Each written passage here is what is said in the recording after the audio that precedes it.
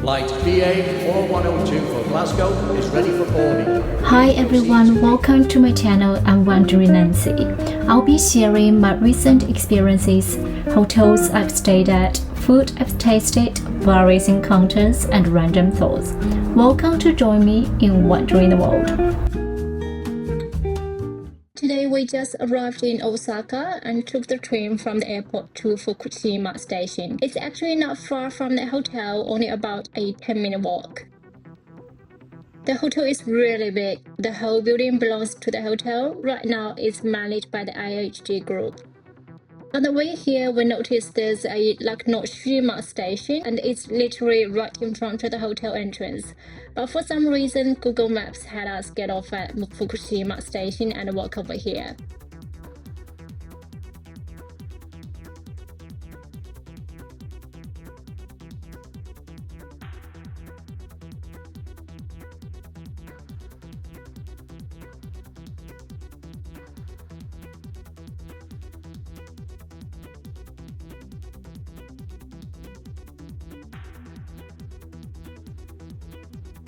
The hotel entrance is pretty easy to spot, and once we stepped into the lobby, wow, it felt super spacious. One thing worth mentioning, in a video I posted last year, I talked about Japan's JTTP fast-track immigration card. I later found out that this card can actually be used as a local ID in Japan. So I tried using it to check in and it worked. That means if you have this card, you don't need your passport to check in. The staff were very professional and all the membership perks and hotel benefits were clearly explained. They even gave us little cards listing them out.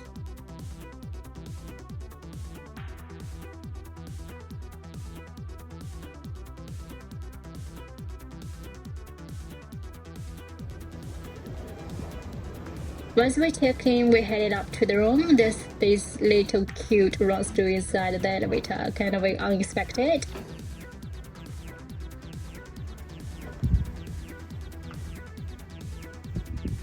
Let's do a quick room tour now.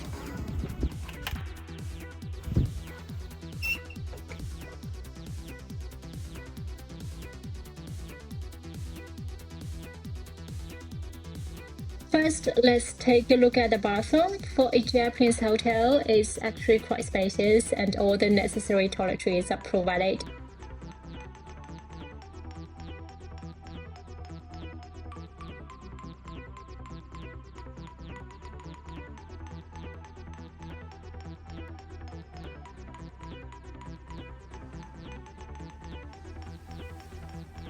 Even better, the hotel provides some basic skincare products like facial cleanser, toner, and moisturizer.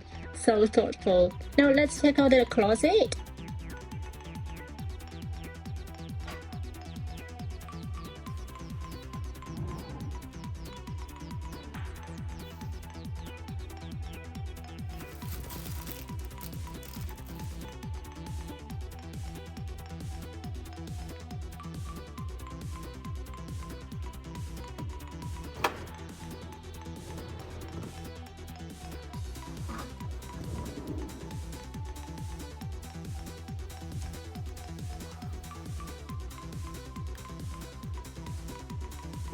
The minibar is also quite nice and the tea selection is impressive. They are using TWG tea bags.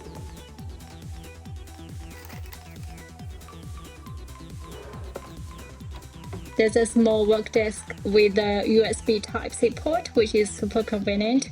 Right next to it is the TV. There's also a humidifier in the room, and near the window there are these two things under the left. I have no idea what they are. If anyone knows, please let me know in the comments. Thanks.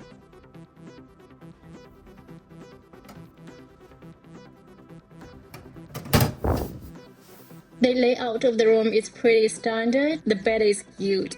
They even provided light robes for summer.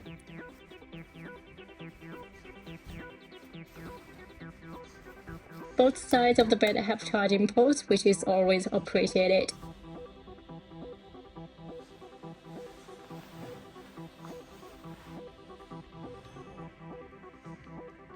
Our room faces the street and the river, but unfortunately there's construction going on downstairs, so the view isn't great.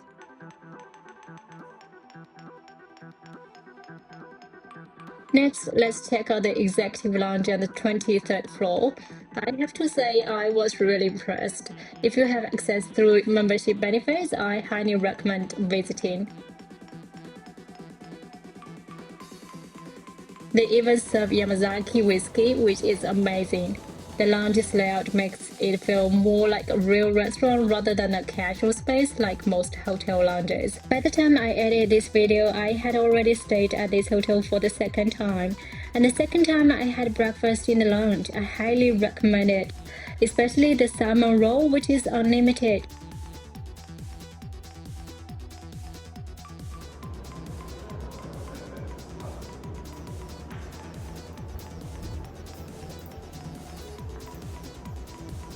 They were also doing a food challenge at the time. It was something super sour, but I'm not great with sour food, so I didn't try it. All in all, I was once again blown away by the hotel lounge experience in Japan. So if you stay here, you must check it out.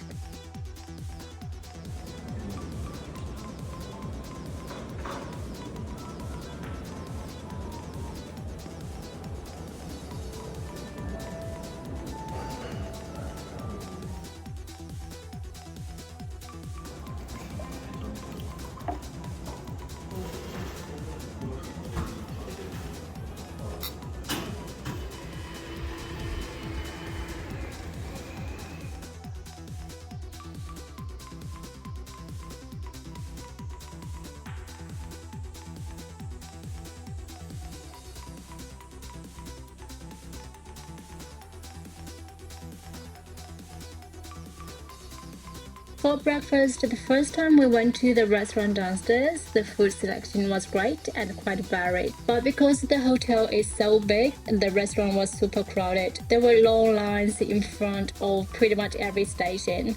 So again, if you have lounge access, I definitely recommend having breakfast there instead. My second time was in the lounge and it was perfect.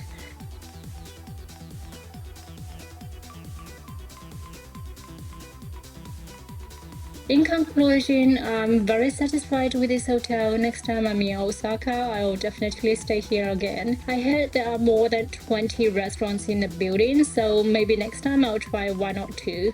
I hope you found this video helpful. See you in the next one. Bye for now.